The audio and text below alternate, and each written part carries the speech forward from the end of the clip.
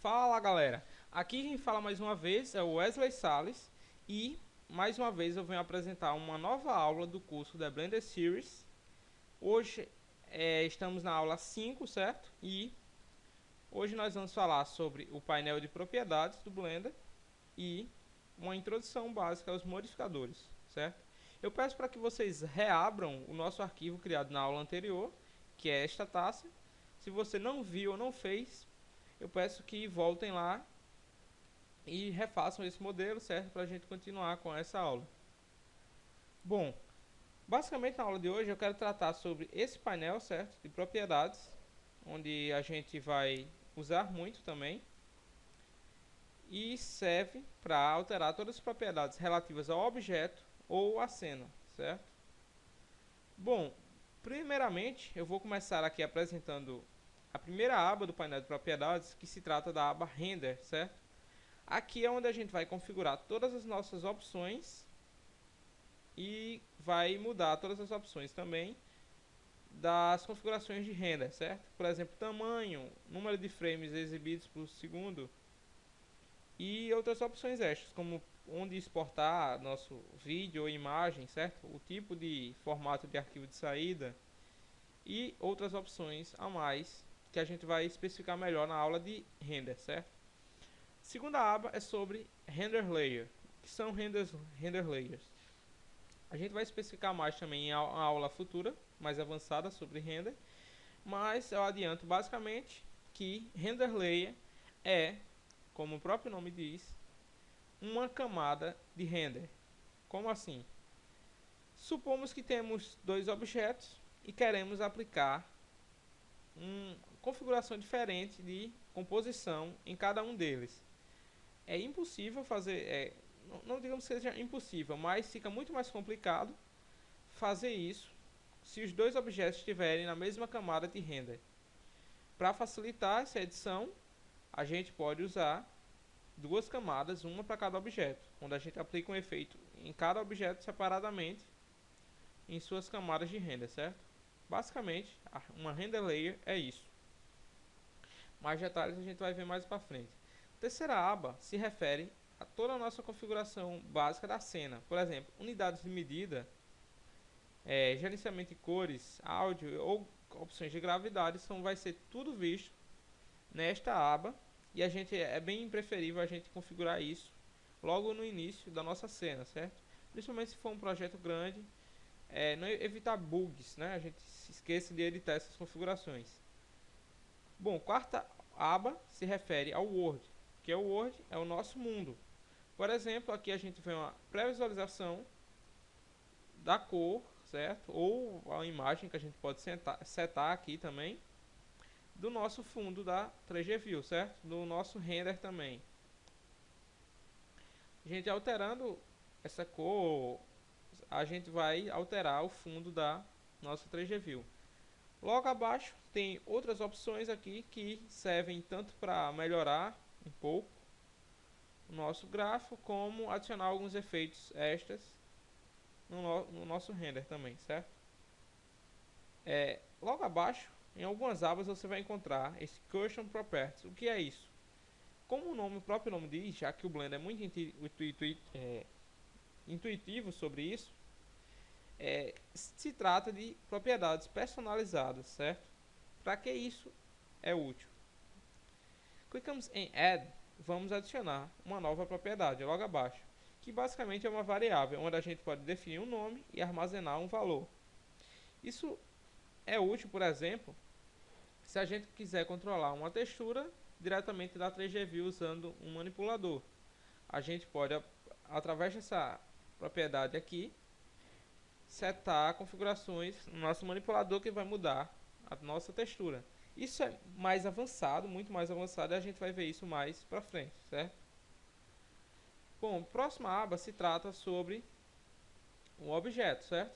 Basicamente é sobre as propriedades do nosso objeto selecionado. Aqui a gente tem uma caixa de edição para mudar o nome padrão do nosso objeto, que ainda está plain. Agora, por exemplo, eu vou colocar taça. Outros modos de edição é segurar o botão Ctrl e clicar, certo?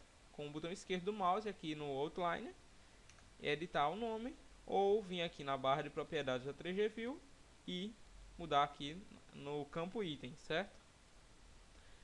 Bom, a parte no painel de propriedades sobre o objeto muda configurações básicas, como a gente pode mudar aqui também na barra de propriedades. E também há outras opções, como mudar a camada do nosso objeto, adicioná-lo a um grupo, ou modos de visualização na 3D View, certo? Entre outras opções.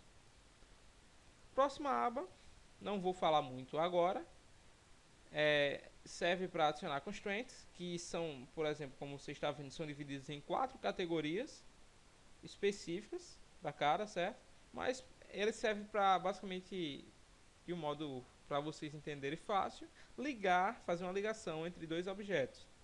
Ou, como por exemplo, limitar a rotação, distância e etc, certo? Follow path, por exemplo, serve para o nosso objeto seguir um caminho, certo? Uma curva ou etc. Próxima aba, vou falar depois, que é o nosso tema dessa aula também.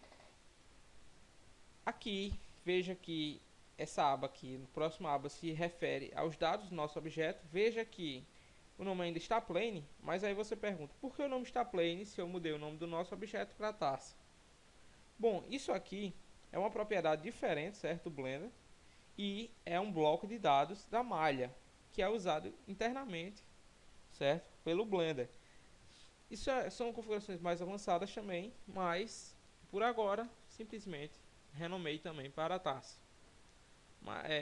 Mais para frente eu vou detalhar melhor essa opção.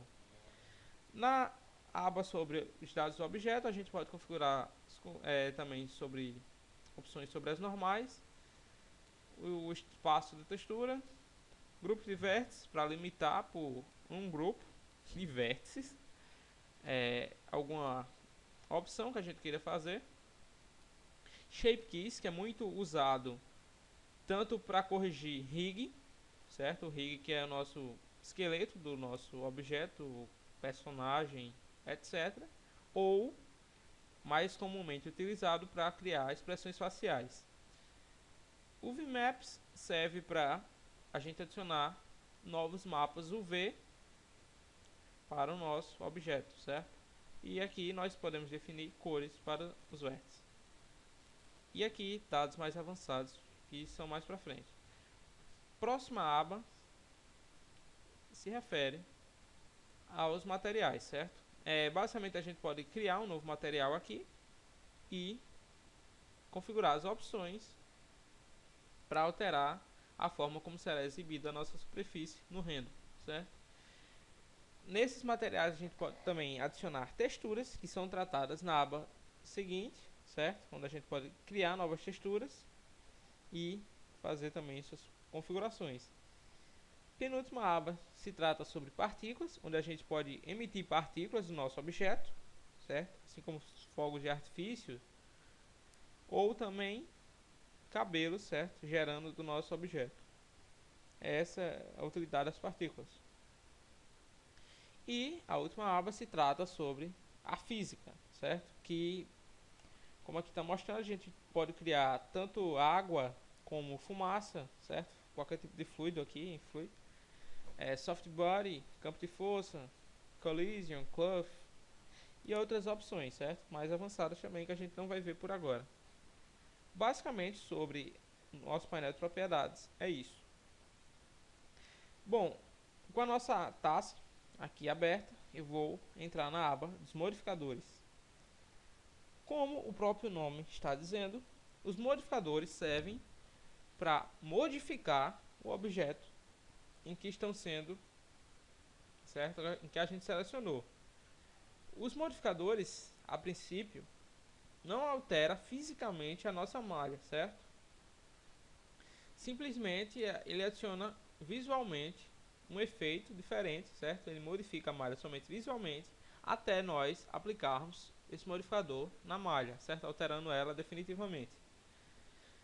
Para rápido exemplo sobre isso, eu vou adicionar um novo modificador, certo? Veja que também é dividido em várias categorias, dependendo do que você quer mostrar.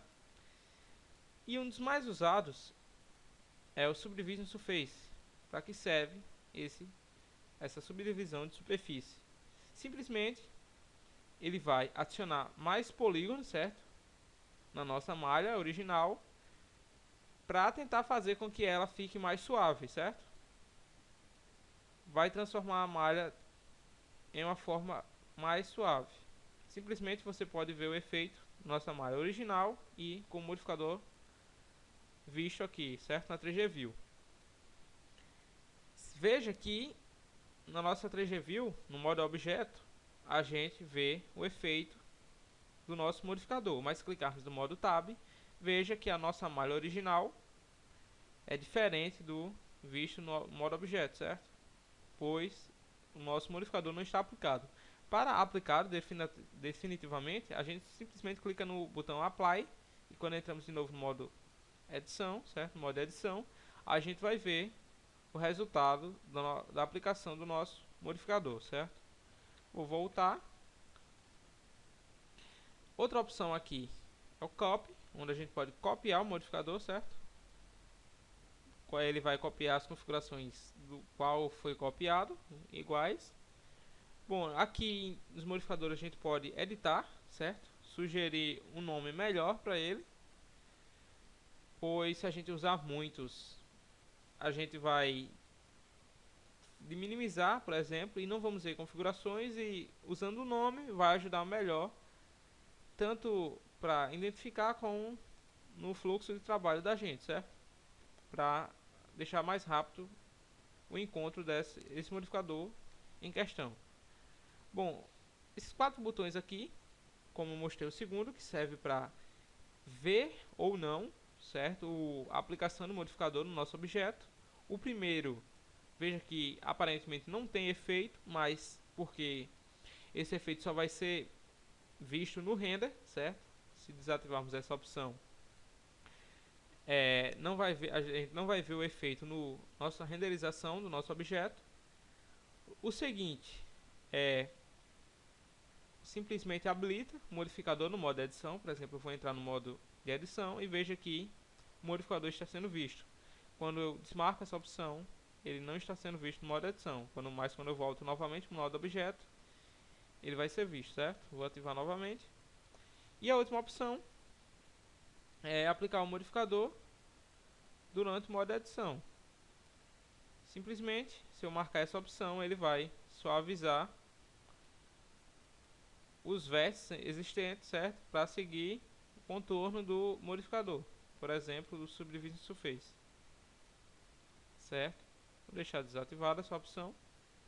Bom, aqui a gente pode escolher o algoritmo de suavização do nosso modificador, que isso não é muito usado. A gente sempre vai, na maioria das vezes, vai servir muito bem o Catmull Clark, certo? Em Subdivision, simplesmente a gente pode configurar as subdivisões para o nosso objeto. Quanto mais eu aumento esse valor, mais subdividido ele fica e mais vértices são adicionados. Veja aqui, 11.520, se eu diminuir, vai para 2.880.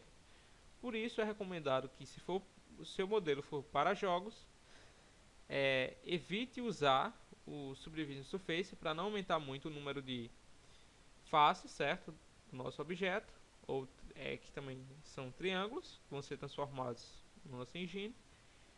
E se for para o render, tente usar isso para melhorar a nossa imagem final, certo, o nosso objeto.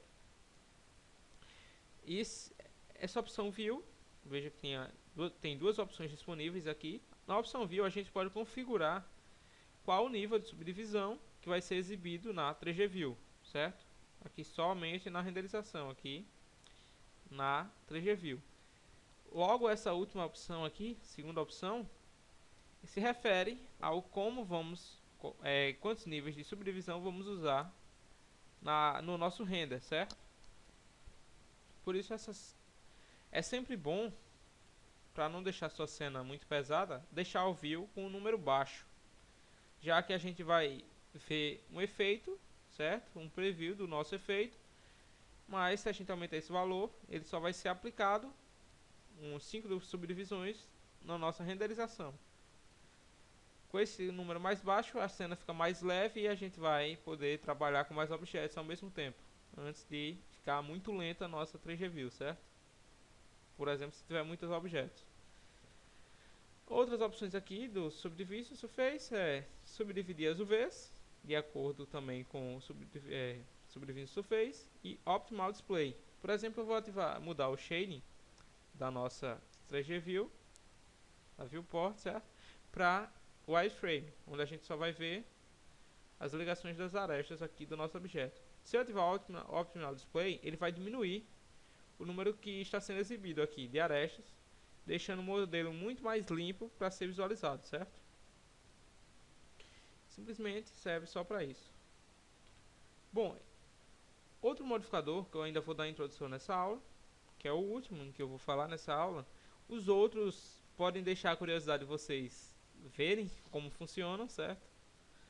Qualquer dúvida sobre eles vocês podem perguntar, tanto na página do Facebook, como nos comentários desse vídeo. O que eu vou mostrar é o mirror, certo? Que serve, como a imagenzinha está dizendo, espelhar o nosso objeto. Como assim espelhar? Ele vai baseado tanto ou na origem como um objeto, que vai servir como base, se você configurar aqui o espelhamento. A partir desse objeto ou da origem definido um ou mais eixos, ele vai espelhar, como o próprio nome diz, de um lado para o outro, dependendo do eixo selecionado, certo? Por exemplo, eu vou deletar aqui alguns vértices. Veja que não está completamente perfeito, então eu vou refazer essa taça.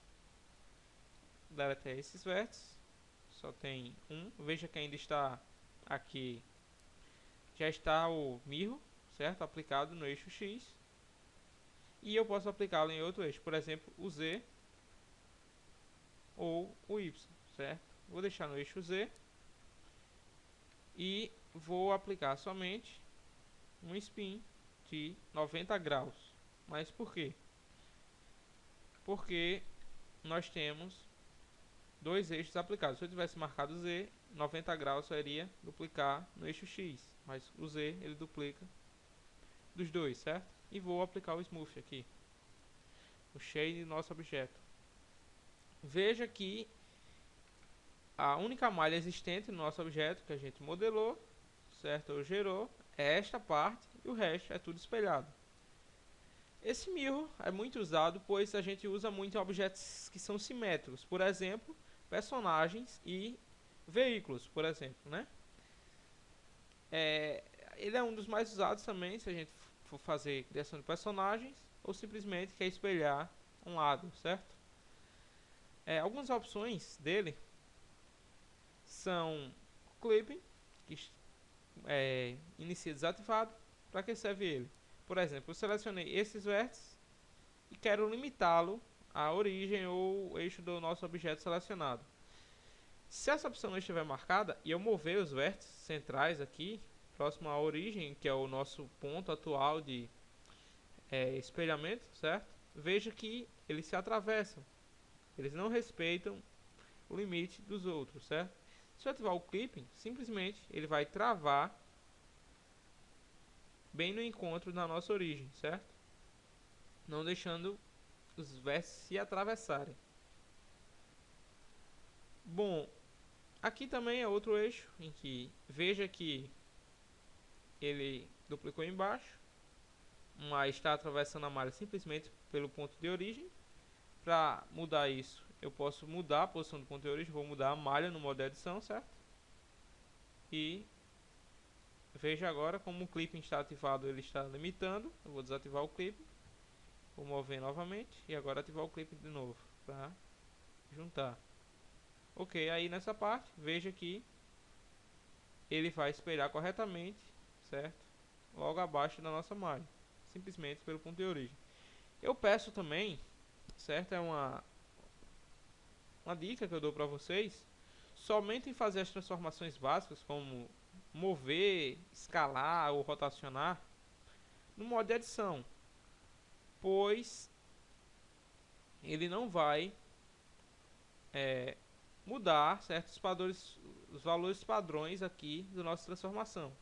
Mais pra frente eu vou dar mais detalhes sobre isso e por que eu dei essa dica, mas inicialmente é uma dica, certo, que eu dou a vocês para não usarem o modo de objeto para escalar nosso objeto, para não alterar as dimensões padrões. É mais fácil você escalá-las no modo edição, que não altera os valores padrões, certo? Bom, veja que nossa malha é completamente reta, certo? Mas a gente tem uns vincos bem na interseção do mirror, certo? Por que isso? Simplesmente pela posição como estão aqui a ordem dos nossos modificadores. Isso importa muito.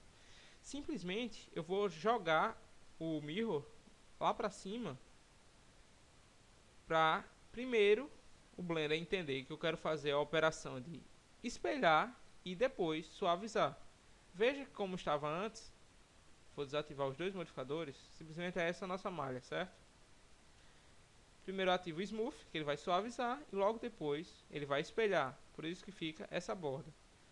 Quando eu faço o contrário, primeiro eu espelho, ele vai gerar o nosso modelo primeiro e logo depois suavizo. Veja aqui ao efeito. Por isso lembre-se sempre de prestar atenção na ordem dos modificadores. Ok? Bom, basicamente a nossa aula de hoje acaba por aqui, certo? Eu falei um pouco sobre painel de propriedades e dei uma introdução básica ao que serve e alguns modificadores, certo? Os outros, como eu disse, espero que vocês deem uma estudada, deem uma explorada para entender como é que funciona. E o nosso exercício dessa aula vai ser simples também, como da aula passada, mas requer que você dê uma estudada nos modificadores, certo? Simplesmente nesse exercício eu quero que vocês façam esse efeito. Simplesmente esse efeito aqui de uma borda ao redor da nossa taça, certo? Ele pode ser feito de diversas formas, tanto no modo edição como aplicando um modificador específico, certo? Vou deixar aqui o exercício de vocês desvendar qual é o modificador que faz essa opção, adicionando o modificador e, claro, mexendo nas opções, certo? Para deixar como você deseja. E veja aqui como fica a malha final. Bom, o exercício basicamente é esse, certo? Não vou colocar essa imagem na página, pois é simples, vocês vão entender. Qualquer coisa é só pausar o vídeo para ver. Espero que tenham gostado dessa aula e até a próxima.